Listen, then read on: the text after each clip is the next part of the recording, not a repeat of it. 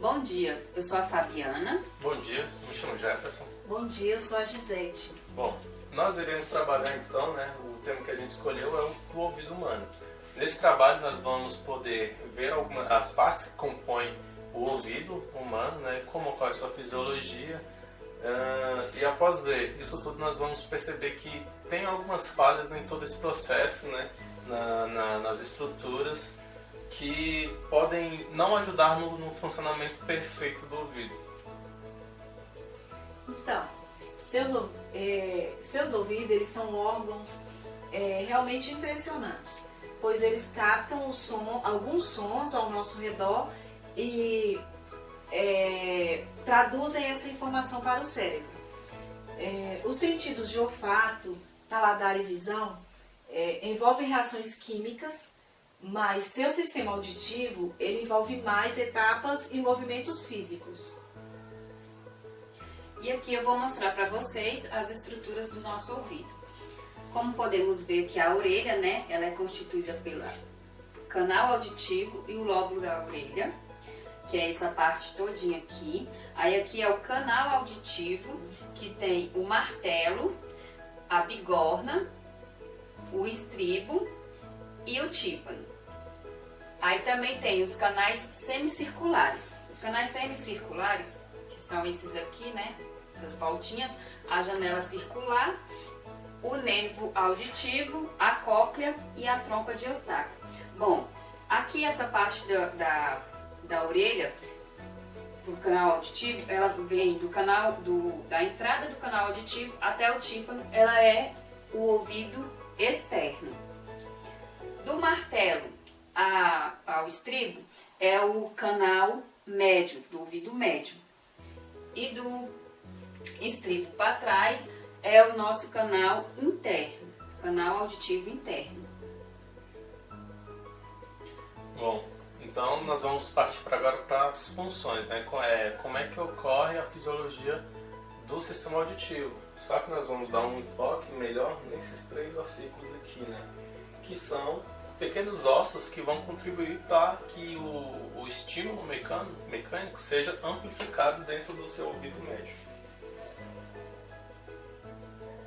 Então, como é que acontece? O caminho passo a passo para a percepção do som.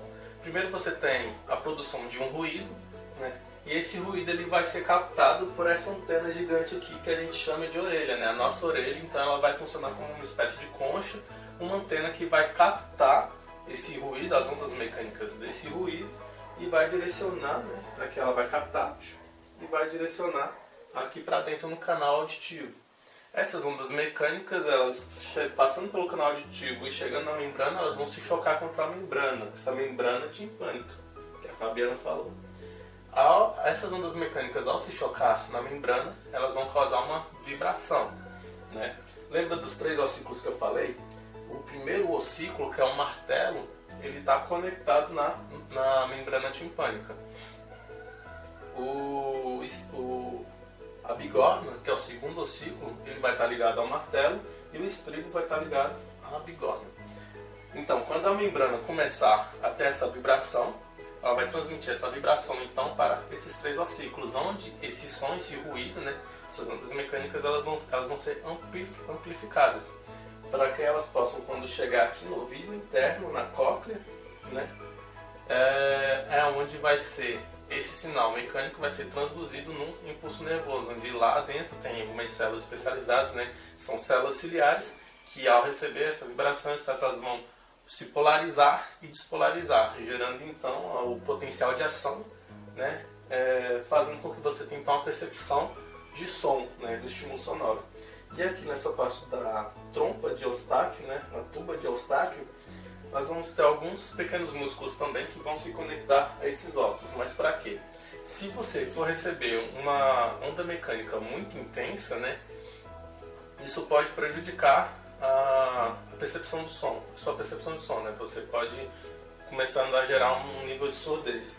Então esses músculos se conectam aqui nesses ossículos justamente para quando ele perceber que você vai estar recebendo um estímulo mecânico muito forte, ele vai contrair, segurando, fazendo com que esses ossos não vibrem tanto. Ele vai segurar esses ossos justamente para não permitir que essas ondas com intensidade sejam transferidas também para a cóclea, né?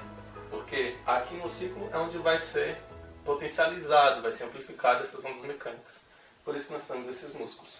E lembrando que tudo isso que o Jefferson falou, isso acontece em milésimo de segundo, é um mecanismo muito rápido. Bom, e as imperfeições? Por aqui a gente tira que o nosso ouvido ele não é tão perfeito quanto parece, né? Podendo entrar corpos estranhos, como alguns insetos, não tendo como sair de forma simples, tem que ter auxílio de uma pinça para serem retirados esse corpo estranho. E também a fragilidade da membrana tipânica, né?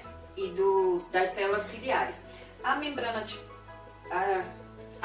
tipânica, como aqui podemos ver, aqui é ela intacta, sem nenhum tipo de alteração.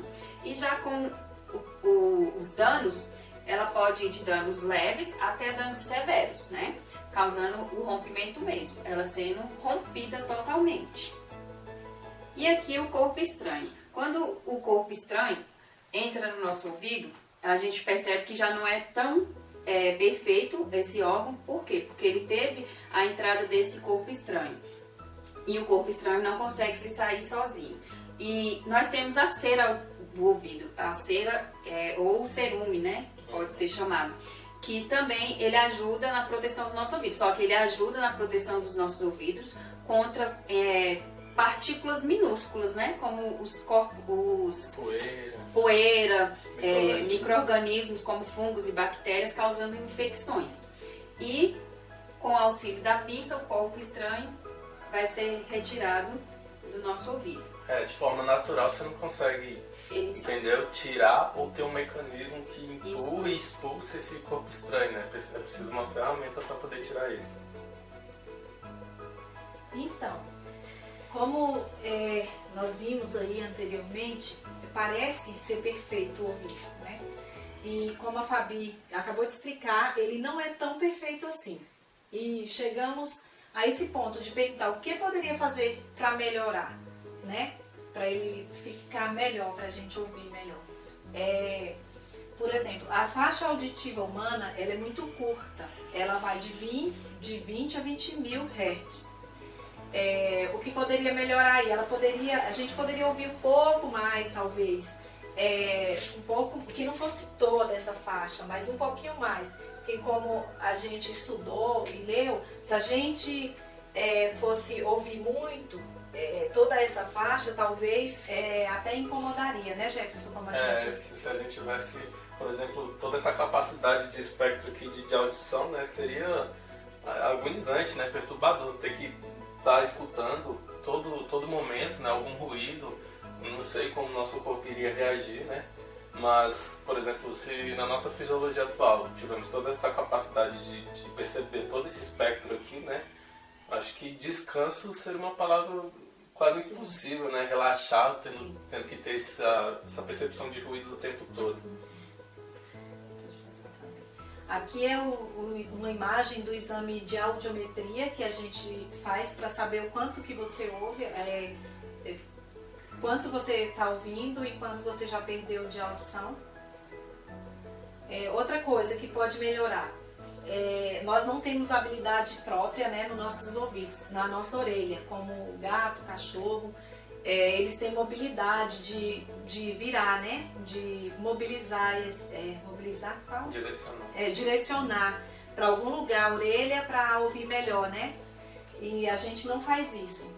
Tem pessoas até que tem como se fosse essa mobilidade, mas não é, né? Porque não serve pra nada. Tem pessoa que mexe a orelha, mas não serve pra nada. Tem gente que consegue, sei lá, dobrar a orelha. Sim, ou alguma coisa. Mas isso não significa que é uma mobilidade. Não é pra identificar de onde está vindo o som, né? De onde está sendo a originação. É simplesmente sem som nenhum.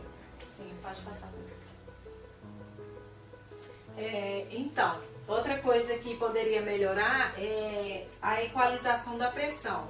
Pois quando a gente, por exemplo, está no elevador, ou vai subir, né, no elevador, ou no avião, ou até mesmo em algumas montanhas, quando você vai subir alguma montanha, Ou seja, um lugar muito alto ou muito baixo, dá a impressão que você está com o ouvido entupido. Então, para equalizar essa pressão, você fica bocejando o tempo todo, às vezes até mascando o chiclete para ver se volta ao normal, né? Para você ouvir direito. Porque, assim, de forma autônoma, o ouvido parece não fazer isso, né? Então a gente boceja e mastiga.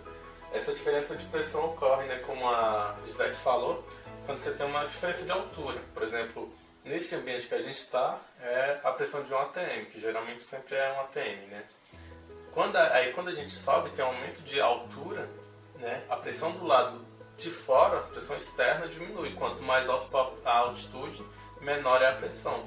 Só que como a gente estava aqui nesse ambiente de 1 atm, a pressão aqui de dentro também fica a 1 atm. Aí a pressão de fora sendo menor e a pressão de dentro sendo maior, o que acontece com o tímpano? Ele vai sendo como se estivesse sendo empurrado para fora, né? O mesmo acontece também quando você vai descendo muito, né? Por exemplo, sei lá, num mergulho, vai descendo grandes profundidades. Quanto mais baixo for, a pressão aumenta. Ou seja, a pressão do lado de fora está aumentando, só que é do seu corpo. A pressão do ouvido, quer dizer, né, continua a 1 atm. A pressão do lado de fora sendo maior e a pressão de dentro continua a 1 atm, né? Ela vai empurrando a membrana então para dentro. Tanto para fora ou para dentro vai causar um desconforto, né? Dá aquela sensação de ouvido entupido. Então a gente boceja para equalizar, como se estivesse deixando a membrana reta, né? Deixando tanto a pressão do ouvido interno quanto externo igual.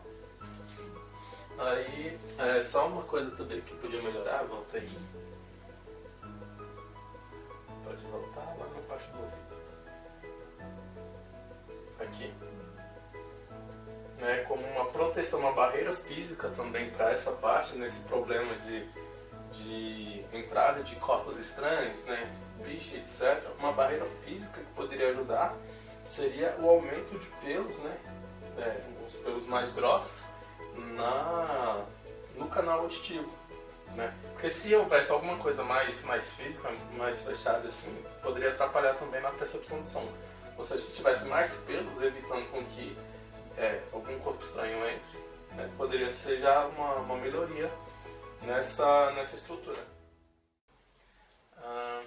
E é esse o nosso trabalho, gente. Obrigada. Obrigada.